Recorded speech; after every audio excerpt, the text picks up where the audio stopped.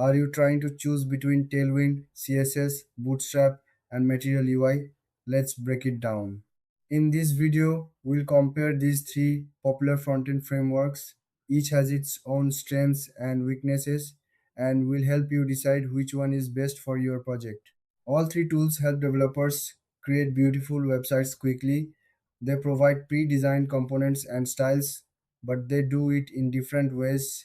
First, let's talk about Tailwind CSS. It's a utility first framework. This means you build designs using small, reusable classes. It gives you a lot of flexibility. You can create unique designs without writing custom CSS. Tailwind is great for developers who want full control over their styling. Now, let's look at Bootstrap. This is one of the oldest frameworks and is very popular. Bootstrap comes with a set of pre-designed components like buttons and nav bars. It's easy to use and helps you get started quickly.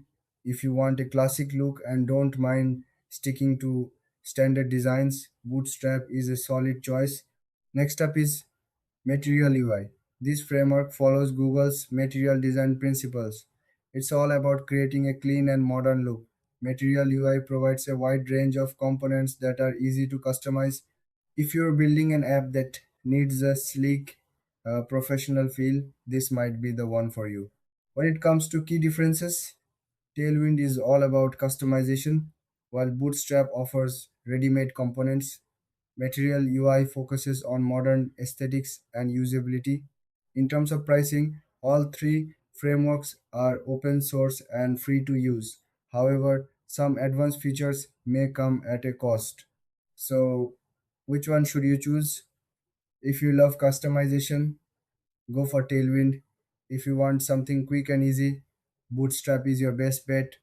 For a modern look, Material UI is the way to go. If you found this comparison helpful, don't forget to like and subscribe for more content.